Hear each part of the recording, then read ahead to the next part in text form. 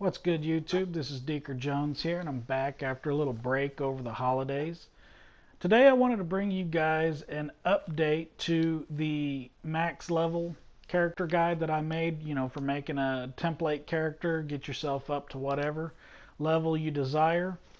And in that guide, at first I outlined a means of using Molotov Cocktails in order to get yourself up to your mid-20s or so that you're capable of handling these Saugus Ironworks in order to get the issue of picket fences required to make the copper statues.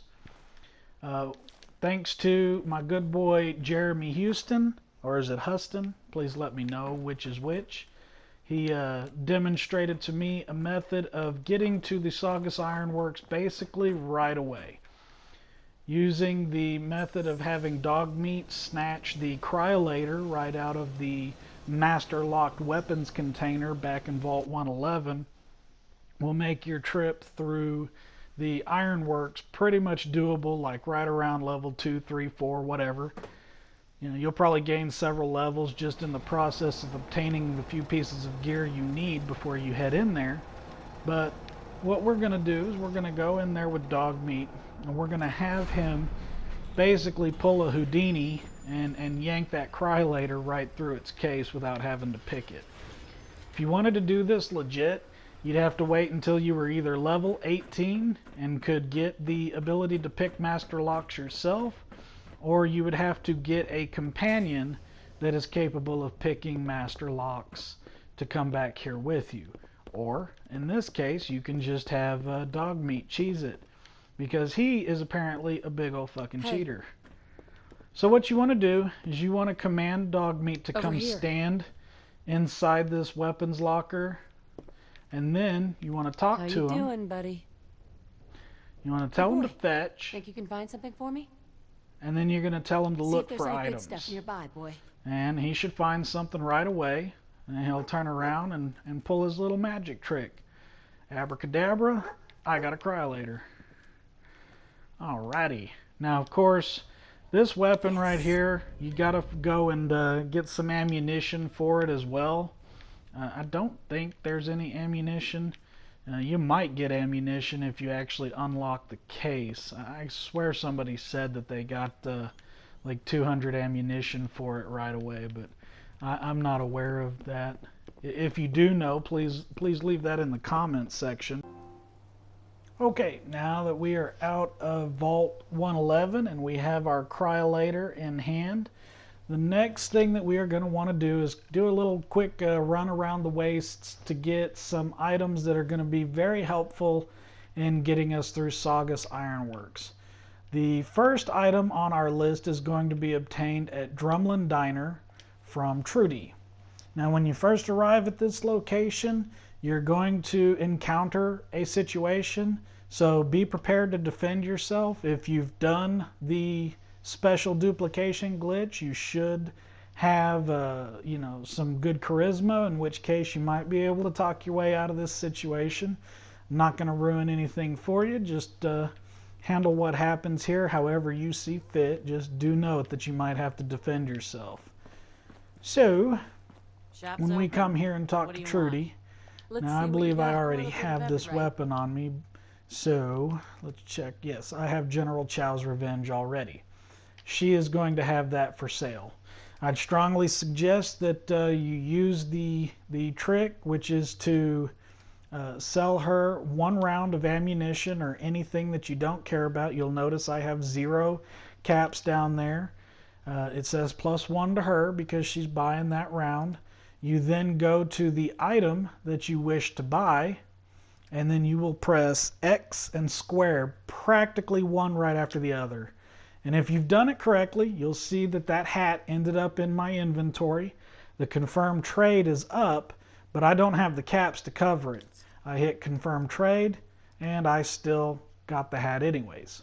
So, just like I covered in my previous video, but I wanted to go ahead and outline it here real quick, just so that you may not have to do a bunch of jumping around between videos. So you're going to do this at every vendor that you come to.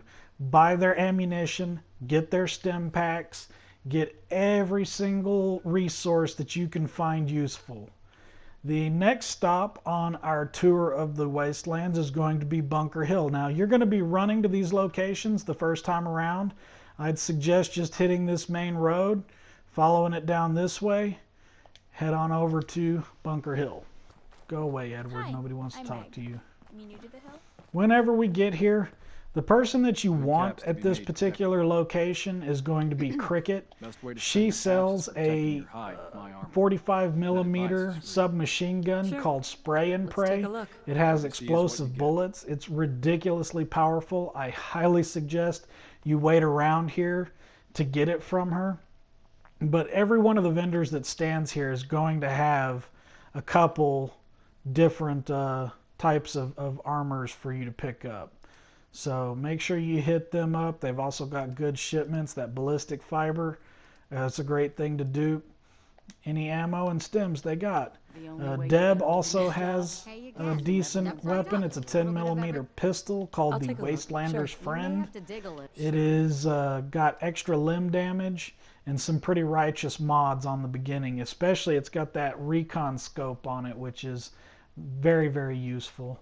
As well as 3 different pieces of armor. One that increases your movement speed. Another one that reduces damage while blocking or sprinting. Pretty useful. So, make sure you clean her out too. Like I say, those roving traders all take turns standing here. So if the one you want's not here, cop a squat in this chair, wait a few hours, see who's there, check again. The next stop on our tour of the lifestyles of the dirty and shameless is going to be a Good Neighbor. So again, continuing along that road down to the south, you might encounter some resistance in these areas. You can either just sprint on past them, take them out with your general chows, whatevers. So here we are in Good Neighbor, and we are primarily concerned with the 2 vendors that you will see right here when you very first enter the area. Of course, like most places, there will be a little situation you got to deal with when you first arrive here, but nothing to worry about. Cleo is another one of those heavy arms merchants. She's got a crap ton of stuff for sale. Let's take a look. In particular, we are looking for her weapon called Party Starter. This is a rocket launcher, missile launcher, that has 50% more damage against humans. Very, very useful in Saugus because everything there is human. She's also got a couple different armor pieces. Neither one of these are particularly useful, but pick them up if you want. I don't care. I'm not your mother. Hey, smell that? Over here is Daisy, Hey, Daisy. who you should That's always some be good nice tea. to You because won't she's fucking believe what's awesome. I'll And take a she's look. got a Sure. couple different And then armor learn no pieces that you're going to returns, want to pick exchanges, or up death probably. threats. If she would just hurry up and get to it already. She don't have a weapon for sale, but she's got another piece of armor that reduces damage by 15%, and she's got a leg piece that increases your movement by 10%. These 2 are major, major goodies to be on the lookout for. Again, don't forget to hit up the aids and get that stem pack count up there because you're going to need them. Get some stems if you're into that too. And I do believe the last stop on our tour is going to be Diamond City, which, just like before, you can continue to follow this road right here. Takes you straight to it, and there's several vendors of note in this location. Alrighty, so we are in Diamond City now, and we want to make our way over to the 3 vendors that line the back wall of the market here.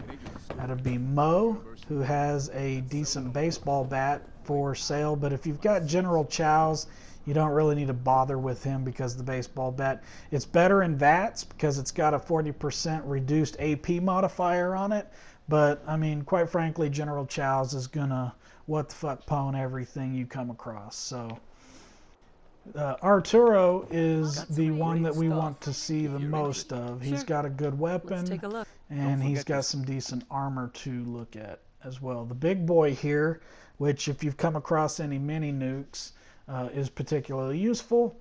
Shoots an additional projectile, so that's 2 mini nukes for the price of 1. Incidentally, that can also be modified with the MIRV modification, which turns that thing into a frickin' shotgun for the mini nukes there. And you definitely want to pick up this Protector's Left Arm Guard, an additional 15% reduced. That in conjunction with the 15% that you get on the Combat Armor chest piece from Daisy and Good Neighbor, as 30% reduced damage from humans, which is just going to make you basically immortal in Saugus. So you want to make sure you pick him up. He's got tons of ammo for your Cryolator. You know, he's the main reason you're coming to Diamond City. Remember, I don't search sense. Real quick, Supplies as an are just- addition though, Sure. Myrna here has Let's some take a look. useful Here's items what- to consider. I don't remember, does she have a weapon? She does not. She's got the Wastelander's chest piece, which actually, now that I think about it, is useless in comparison to the one that Daisy has. But she's got chems, so clean her out. And also, don't forget, Arturo here has the copper, the shipment of copper that you are going to need in the future steps of this whole process. So all that being said, real quick overview of the process. You're going to get Dogmeat at Red Rocket. You're going to do your special duplication glitch or not, your choice. I would strongly suggest you do it before you do anything else. Head to Vault 111, have Dogmeat pick up your Cryolator. And then head down here to Drumlin Diner and pick up General Chow's Revenge and any stems and additional materials you need. Then I would follow this road over here to Bunker Hill, pick up the Spray and Pray from Cricket, the Wastelander's Friend from Deb, pick up anything else that any of the traveling merchants might have. And then a quick jaunt down south to Good Neighbor will see you getting the I forget, Destroyer's chest piece, I think, or whatever it is from Daisy. The chest piece from Daisy, which reduces damage from humans by 15%. That's a really, really good thing to have. I mean, everything else is just gravy on top of that. Her leg piece is really good, too, with the additional movement speed. And then head on down, follow the road here, or you can just cut across like I did. Hit up Diamond City. In there, you want to speak to Arturo. He's got some good weapons and some good ammo, everything you need. Once you've done this, you should be super tanky and ready to head on over to Saugus Ironworks all the way up here. And once again, you can handle getting there by, you know, taking this main road. Then one of these bridges right here will get you across, and then you can just take it on up to the north. You know how to get around. So all that being said, I hope this was useful to you. This should make the entire process a heck of a lot quicker. Again, I want to give thanks to Moonlightnite from Game FAQs, or Jeremy Hustom, down in the comments section. He's been instrumental in helping me to refine this process. If you've got any other comments or suggestions about what we can do to make this process quicker, please, by all means, leave them in the comments section down below. I love to hear from you guys. And as usual, I hope you have a very nice day.